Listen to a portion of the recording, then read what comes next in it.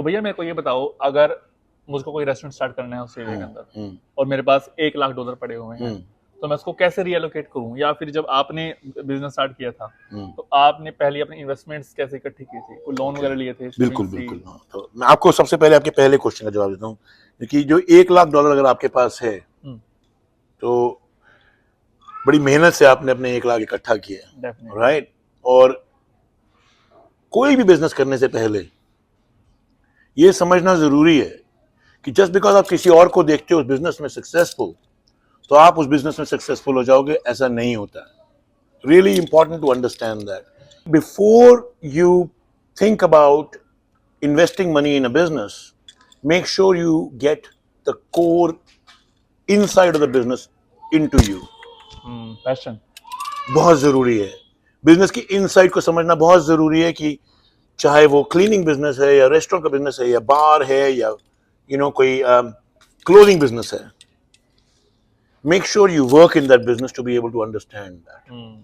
आपने बिजनेस का मंत्र को समझ लिया अच्छी तरह, और उसको समझने के लिए आपको एक मैनेजर बनना पड़ता है। मैनेजर वो होता है जो कि उसके पास, मैनेजर की अंग्रेजी में डेफिनेशन है the art of getting things done through the efforts of others.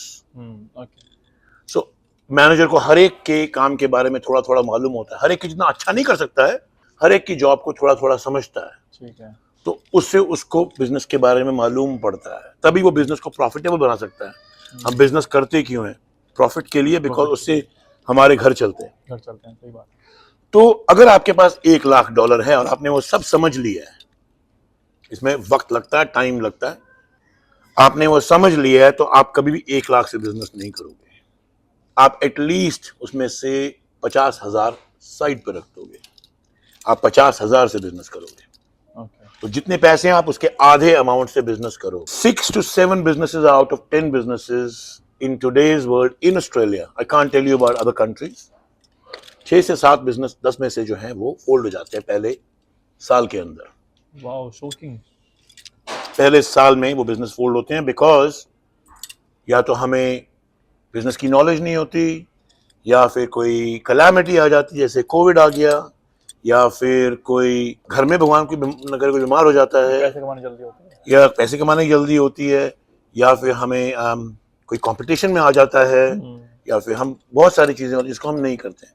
तो इसीलिए आपको वो पैसे रिजर्व में रखने होते हैं, बिकॉज वो पैसे आप दोबारा बिजनेस में इंजेक्ट करते हो। क्योंकि जब आप बिजनेस करने निकलते हो तो आप ये करने नहीं निकलते कि यार अगर मेरा ये नहीं होगा तो मैं ये कर लूंगा। फिर आप सर पे कफन बांध के चलते हो कि मैं तो करके रहूंगा, अगर मैं नहीं कर सकता तो मैं फिर करने ही क्यों घुसा था। फिर तो मैंने जो नौकरी करके $1 लाख बचाया था उसमें ही खुश था।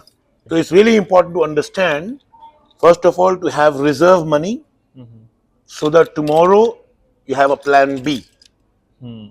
I've always told my children as well, plan A, plan B. Plan A is always the easiest one कि यार मुझे ये करना है, पर प्लान बी भी चाहिए ना हमें कि यार कल को अगर ये नहीं चला तो हम क्या करेंगे। तो आपका कहने का ये मतलब है कि before going all into the business, पहले आप एक्सपर्टीज लो, पहले आप फाइंड योर पैशन कि आपका पैशन किस चीज के अंदर है, फिर go into the basic things, उसको कवर करने के लिए आपको क्या क्या चाहिए। Like you are opening a restaurant, so you have to learn about the chef, waiter, every role business के अंदर होने वाला है। क्योंकि कल को कोई बिजनेस छोड़ गया, you have to do that thing, तो आप कैसे करोगे? तो फिर तो बिजनेस बंद हो जाएगा आपका। Definitely you have to learn these things. उसके बाद you have to go in the loans and this and that stuff कि आपको बिजनेस स्टार्ट करना है। ओके, अब आप ये बताओ कि आपने जब बिजनेस स्टार्ट किया था ऑस्ट्रेलिया के अंदर, आपने इनिशियल जो आपकी इन्वेस्टमेंट थी वो कैसे इकट्ठे की? सेविंग से या लोन से या किसी का सपोर्ट? जैसे मैंने आपको पहले बताया था, बताता हूँ कि सेविंग्स तो थी नहीं मेरे पास, क्योंकि I was not expecting to lose my job. जो मेरी जॉब थी, मेरी बड़ी अच्छी जॉब थी, क्योंकि मैं एक बर्गर कंपनी में काफी एग्जीक्यूटिव लेवल पे था, और बहुत बढ़िया जॉब चल रही थी। उसकी बदौलत मैंने जाके बैंक में लोन लिया था कि मैं अपना घर बनाऊंगा। तो वो घर बनाने के वक्त मैंने सारी जो मेरी सेविंग्स थी घर में लगा दी। तो पैसे बिल्कुल नहीं थे जेब में, शायद $1,000-2,000 थे। मेरी वाइफ की एक बैंक की जॉब थी, वो as a bank customer service officer काम करती थी। तो मैंने उस वक्त इंटरनेट पे ज़्यादा था नहीं, तो मैंने एज अखबार में एक जगह देखी थी कि भाई ये रेस्टोरेंट $20,000 में बिक रहा है। मैंने अपने भाई से बात की, मैंने कहा चलो 20,000 तो कहीं ना कहीं से इकट्ठा कर ही लेंगे, क्रेडिट कार्ड से ये वो करके। हमने तो कभी सोचा भी नहीं था कि हम रेस्टोरेंट खोलेंगे। तो हम उस रेस्टोरेंट में गए, वो बिल्कुल ही गंदा सा अंदर से, बहुत ही खराब सा रेस्टोरेंट था देखने में। ओके। तो हमने जाके उस रेस्टोरेंट के बारे में बात करनी शुरू की। अब जैसे मैंने आपको कहा कि मुझे नॉलेज नहीं थी इंडियन रेस्टोरेंट के बारे में, तो जब तक उस रेस्टोरेंट की निगोशिएशन हो रही थी, 4-1 महीने मैंने एक और दोस्त के पास जाके, इसका इंडियन रेस्टोरेंट था सनबरी में, किचन में काम करना सीखा। वाह। क्योंकि फ्रंट का तो मुझे मालूम था कि भाई कैसे हाँ। रेस्टोरेंट को सर्व करते हैं, ये लॉजिस्टिक्स हैं, ये सप्लायर है, इसे रेंट दिया जाता है, ऐसे प्रॉफिट कमाया जाता है। तो मुझे तंदूर के अंदर कौन सा मैरिनेशन जाता है नहीं मालूम था, हाँ। मखनी ग्रेवी कैसे बनती है, नान का पेड़ा कैसे लगाया जाता है, छोटी छोटी चीजें जो मेरे को नहीं मालूम थी, वो मैंने उस रेस्टोरेंट में जाके सीखी। और जो आप बता रहे हो you already implemented that, that's right. कि आपने पहले सीखा पहले कैसे सीखा। काम होगा, कैसे जी। करना है, मैरिनेशन वगैरह कैसे करनी मैंने है। उसी टाइम पर अपनी वाइफ से ही बात की कि मुझे शायद थोड़ा सा लोन चाहिए होगा। वाइफ ने कहा कोई बात नहीं, मैं देखती हूँ, हाथ पैर मारती हूँ। वो जाके रिक्वेस्ट करके बिजनेस सेंटर से उसने मेरे लिए लोन अरेंज किया, बिकॉज सेम टाइम पर मेरे भाई की जॉब भी चली गई। हम्म। तो हम दोनों भाइयों ने, मैंने और आकाश ने, उस वक्त लोन का अरेंजमेंट मेरी वाइफ के थ्रू किया। ओके। उस लोन को $45,000 का लोन था। हमने 20,000 में रेस्टोरेंट खरीदा, $25,000 हमने सेव किया बाहर से। Okay. For my plan B, in case हाँ। अगर नहीं चलेगा तो। नहीं चलेगा तो। कैन यू सम अप इसको 5 वर्ड्स के अंदर कि मुझको क्या क्या देखना चाहिए, अगर हम शॉर्ट में इसको कवर करें, कि 5 चीजें ऐसी कौन सी हैं जो मुझको देखनी चाहिए रेस्टोरेंट स्टार्ट करने से पहले, उससे number 1 is passion, your dedication, commitment to the business that you want to अगर रन। पैशन नहीं है तो नहीं आने का, बिल्कुल मतलब ही नहीं है, चलेगा नहीं। पैशन होना बहुत जरूरी है। नंबर 2, अंडरस्टैंडिंग द फाइनेंसेस, पैसे होना जरूरी है फाइनेंशियल बिजनेस के लिए, लिटरेसी भी जरूरी है। बिल्कुल। नंबर 3, योर डेमोग्राफिक स्टडी, ये लोकेशन, कुजीन, हम्म। आसपास कौन रहता है, हम्म। कितने बजे तक आप खोल सकते हो, ये डेमोग्राफिक स्टडी जो कि Okay. बहुत जरूरी है।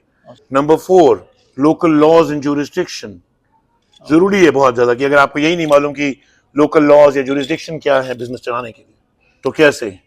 हम्म। और number 5, last but not the least, is commitment, कि मैं हारूंगा नहीं, अब एक बार लग गए तो करना है, करना ही करना करना है। है। सो ये मेरे 5 गुरु मंत्र, मैं कभी भी हारता नहीं। ओके, वे जस्ट जोकिंग। जैसे इंडिया में नेटवर्किंग बहुत जरूरी है कुछ हाँ। भी काम करने के लिए, हाँ। ऊपर तक पहुंच होनी जरूरी है, ऐसा कुछ यहाँ भी है? नहीं, बिल्कुल भी नहीं, बिल्कुल नहीं। ऐसा बिल्कुल भी नहीं है। वो हमारा सोचने का तरीका ऐसा है कि मीडिया से उठ के आते हैं, हाँ। तो हम ये सोचते हैं कि यार क्या हम ये शॉर्टकट ले सकते हैं।